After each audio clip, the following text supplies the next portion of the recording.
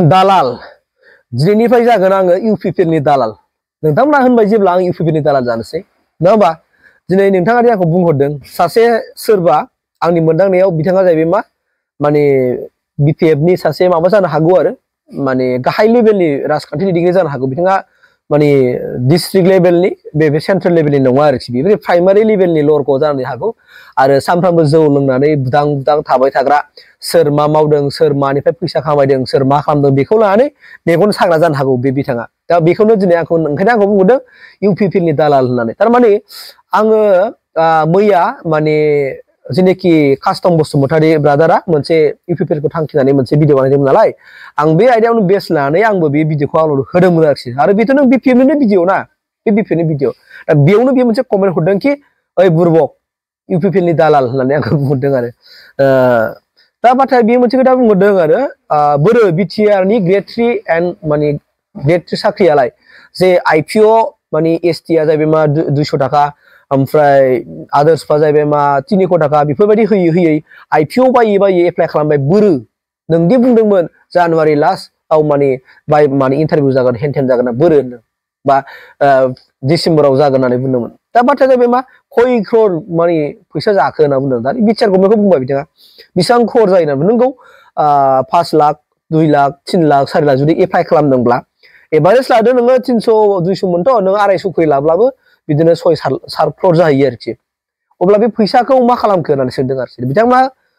नोंगौ बे बाथ्राया दे नोंनि बुंनाया थिगैनो जादों बे बाथ्राया बुं बिदिखौ बुंनो हायोब्रा नो प्रब्लेम थारमाने इउपिपिएल गभर्नमेन्टआ माने दाखालिसो ग्रेड 3 बिभिन्न डिपार्टमेन्टआवहाय माने ग्रेड 3 नि थाखाय एप्लाइ खालामदोंमोन नङा होमबा दा गोबां मानसिफ्रा एप्लाइ खालामदों सोरबा 2 सोरबा 3 एप्लाइ खालामदों साख्रि लानो थाखाय बिथांमोना आरो बयबो आसा खालामदों कि आसाम गभर्नमेन्टआव जेरैबायदि हेमन्त बिश्व शर्माया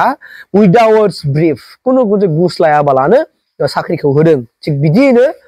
बिटिआर आवबो होगोन आरो मोनगोन बे आसा गासैबो इउथ्सफोरनावनो सिमां आरो भरसा दङ बेफोरखौ सोंनो हायो नो प्रब्लेम दा नोंगौ आंबो जेनेबा बिदिनि गेजेरजों बुंनो हायो कि प्रमद बर' सारखौबो आं रिक्वेस्ट खालामहरनो सानो आरो नोंथांमोना सिएसपि बाव थांनानै चेयारमेनाव खबर लाहैनो हागोन माला जामारगोन बे बाथ्राखौ आरोना आरो बाथ्राया नोंगौ बिराद क्रर फैसा जाहैयो आरो बेखौ होनो हागोन ना हाला बिथांमोना जुदि एप्रिलाव इलेक्सन जाखानाय नङा बे सम्भब नंखाला मिथिखागौ बयबो आं मिथिनो मोननाय बायदिब्ला एप्रिलनि ओरै 6 मास उनाव ओमफ्राय बै नेक्स्टआव एप्रिल दंबावो ना 2026 आव एप्रिलाव माबा जाबावगोन ना इलेक्सन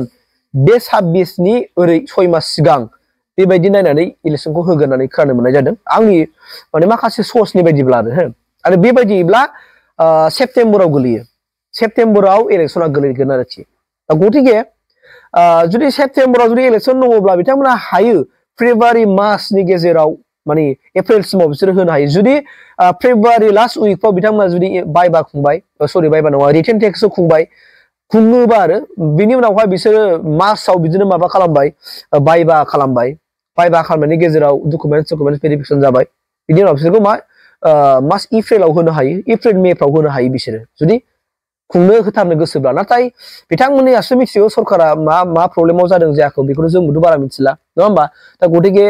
नोंगौ गोबां मानसिफ्रा दासिमबो दखान बाजाराव रायलायगासिनो दङ माने बिथांमोना होनो हाखाला बेखौ ओरैनो फैसा जानो थाखायसो गावसिनि फैबाय थानाय 2025 आवहाय इलेक्सनाव बाहायनो थाखाय बिथांमोना बे फैसाखौ जानो नागिरदों बेनिखायनो बेफोरबायदि बुवा मोनसे एडभार्टाइजमेन्ट होदों होननानै गोबां मानसिफ्रा बुंदों नाथाय बाथ्राया जेनुइन नङाबो जानो हागौ आरोना बिथांमोना होगोनबो जानो हागौ समा दंबावो ना हयथ' बिनि थाखाय हयथ' सिएसपि आव माखासे प्रसेसिं सोलिबाय थादोंबो जानो हागौ नङा होमबा जेब्लानाखि अनलाइनाव बिथांमोना एडमिट कार्ड होगोन अब्लासो जों मिथिगोन आरोना स' बिनिखायनो सर्साथ' जाखागोन मानोना गोबाव जाबाय नालाय सर्साखौ खालामगोन बे सर्सा खालामनायाथ' गाज्रि नङा आरोखि खिन्थु नोंथाङा माने आंखौ बुंहरबाय नोंदि आंखौ बुंहरबाय फख्रा गाज्रि नामा नोंनो आं जुदि इउपिपिएल नि दालालबा आं माने बिपिएफ नि भिडिअ लाबोयो चेनेलाव आं मानि थाखाय होयो आं मानि थाखाय होयो बिपिएफ नि भिडिअखौ बिदिबा आं होआमोन ना आंथ' बिदि नङा आं बयनिबो थाखाय माने भिडिअखौ बानायदों आं होयो इउपिपिएल निबो भिडिअ बानायो बिपिएफ निबो भिडिअ बानायो नोंथांमोना जुदि आं हरनो हायोबा बिपिएफ नि भिडिअ हरनो हायोबा इउपिपिएल नि भिडिअ हरनो हायोबा हरब्ला आंनि वाट्सएप नाम्बारखौ आं बुंगासिनो दङ 8876989501 आरो नोङो आंखौ दम हरनोबा बाहाय दम हर मिथिबायना नोङो जुदि बिपिएफ नि बेसेबां गरा आंखौ जुदि दम हरनोबा बाहाय हर होनबावदों आं फिन नाम्बारा 8876989501 बेवहाय आंखौ दम हर नोङो जाम्बा बुरबक लोंजायै थानानै मालायखौ हिंसा दा खालाम मालायनि भिडिअ बानायनाय मालायनि मावनाय मालायनि दांनाय मालायनि इनकाम सर्सखौ नुनानै मेगन दासा नोंहा जुदि टेलेन्ट दङब्ला नोंहा जुदि ब्रेनफ्रा जुदि मोजां थिगबा नोंबो एसेब्लाबो नोङो गुबुननो हेल्प होनो नाजा बुरबक नों आंखौ नुनो थांगासिनो दङ आं मा एक्टिभिटिस लालांगोन दिनै समाजनि थाखाय नुगोन बारा गोबाव बोसोर गैला नायबानो जाबाय कयेकटा बोसोरनि उनावनो आंनि एक्टिभिटिसखौ नुसिगोन आं समाजाव माबायदि मावगोन मिथिबायना दा नोंफोरबायदि सानफ्रामबो जौ लोंनानै नों बुगब जाजोब्बाय बुगब जानानै जौ लोंनानै बेयाव सावरायनाय बेयाव सावरायनायल'सो नों एक्सपार्ट जाबाय जाबा बेनो जाबाय नोंनि राजखान्थि दैदेनगिरिया जाम्बा बुरबक नोंसोरबायदि दैदेनगिरिफ्रानो नोंसोरबायदि दैदेनगिरि थायोबानो राजखान्थिखौ बरनाम खालामो नोंसोरो बरनाम खालामगोन हारामाखौ बरनाम खालामनांगौबा नों खालामगोन जाम्बा बुरबक गतिके मालायखौ बेबायदि बुंनो नाङा राजखान्थि गेलेबा गेले आं राजखान्थि दैदेनगिरिबो नङा आं एसे भिडिअ क्रिएटर हिसाबै आं भिडिअ क्रिएटर खालामनो नोंथांमोन जास्ट इनफरमेसन हरो नोंथांमोन आदोर होयो बेखिनिल' आरोखि मोजां मोनसे सोंनोबा सोंनो हागोन आरोखि बेयाव मस्ट वेलकाम स' बेखिनियानो लोगोफोर थेंक इउ बाय